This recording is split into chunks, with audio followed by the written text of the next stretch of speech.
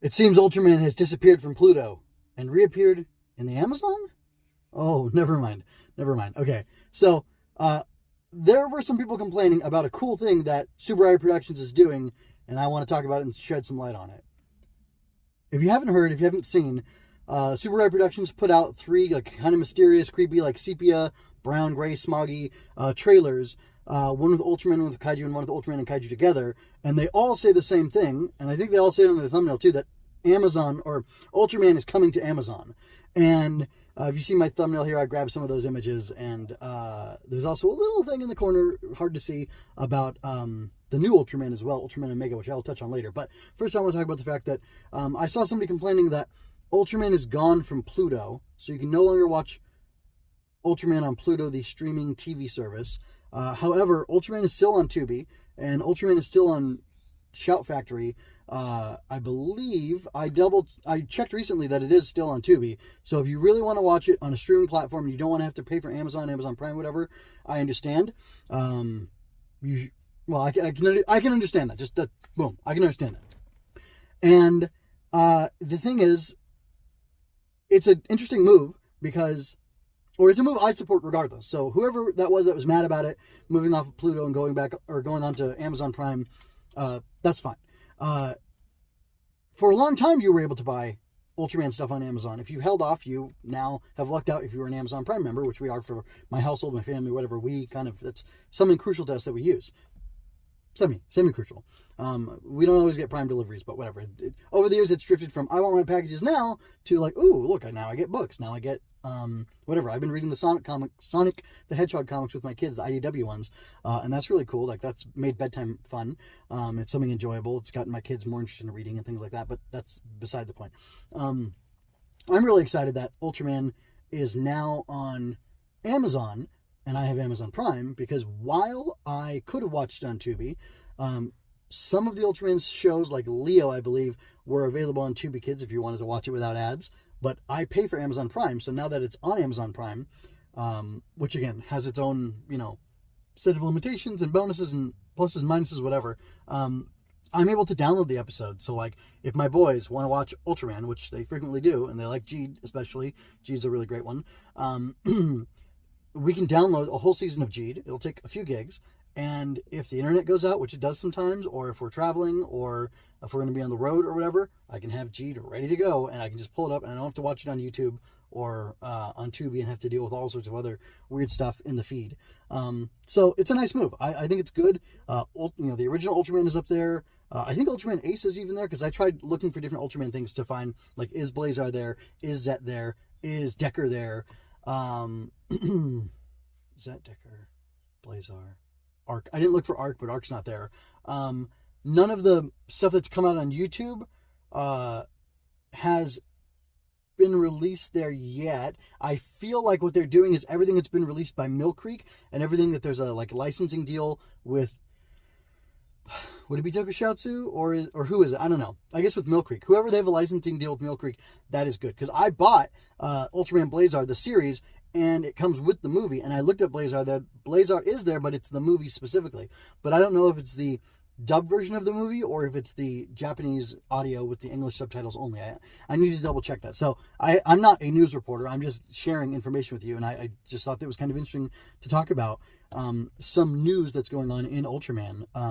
We got a little announcement for the new Ultraman series coming. It's a little promo video. We see him, see his face a little. There's some detailing there. You get to see the crest or whatever it is on his head. I think we see a flash of a slugger in his hand at one point, which I don't know why those things are called sluggers when they're used not as like a brass knuckle type thing. If they're used as a brass knuckle, that'd be cool, and I would say, yeah, call those sluggers. That's great. But they throw them. And like Seven's original transformation device was the eye slugger, right? But then like, did Seven even, I guess Seven did throw his little slugger or whatever, but like, why is this an eye slugger and why is that a slugger too? That doesn't really make sense to me. And then is the original Ultraman, is his thing a slugger too? I don't know. I just think, like, anyway, there's lots of weird little things in Ultraman that bother me, but I still like the series overall. I had a great time with Arc. I had a great time with Blazar. I had a great time. I skipped Decker. I had a great time with Zet. I could not stick with Arc, or with Decker. It just did not draw me in, which is fine. But it was funny. I was really excited about Super Eye doing these YouTube first dubs. Why am I talking about this? It's relevant, trust me. But then somebody recently pointed out to me, to me specifically in a little Twitter conversation, that Max has a dub on Toku HD, which I believe Toku HD disappeared as a platform and it's been subsumed into Amazon, so you can pay like $3 a month or whatever on Amazon to get access to Toku HD. And they did, besides that, they did subs, not a dub, they did subs for Kamen Rider Faiz, and I think they had like Ginga or something on there as well, another Ultraman series, which, by the way, Ginga S, at least, is on Amazon as well. But anyway, it's really cool because if you're a Prime member, this is just like gravy for you, because now you can download, you can watch offline, you can have really high quality. The Tubi streams are like sometimes like a little ugly. Like my boys have watched Jeed on Tubi, and it just looks okay.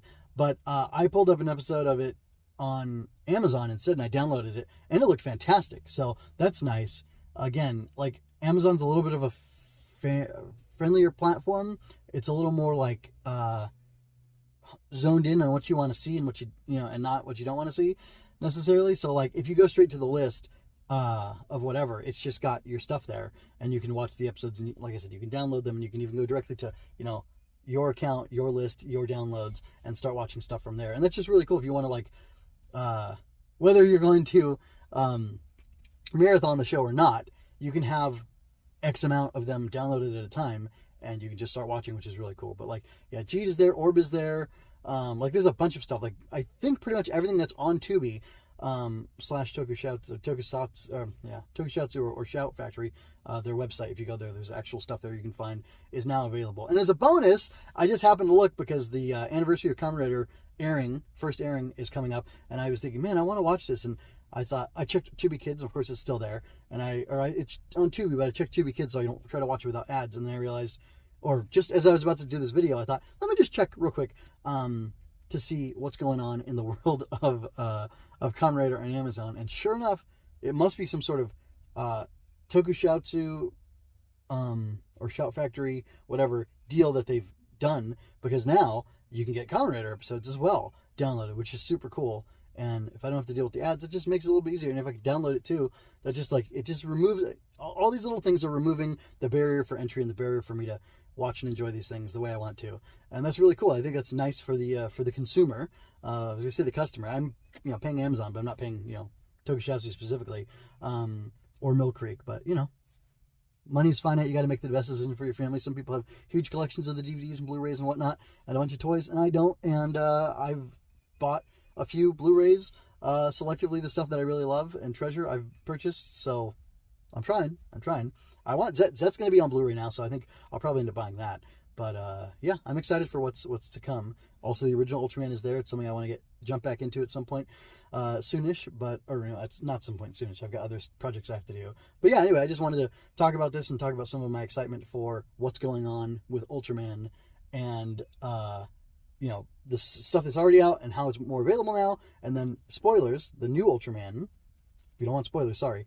It seems to be called Omega. There's a bunch of spoilers. There's an image that was put out on Twitter, somebody put out, and I found the source of it. It's from, what's the place? 4-Leaf Clover? That's not what it's called. Where all the Anons come from. Anyway. But Tokupedia's Discord, somebody linked to it from Anon such and such number, and it's from 4chan. There we go.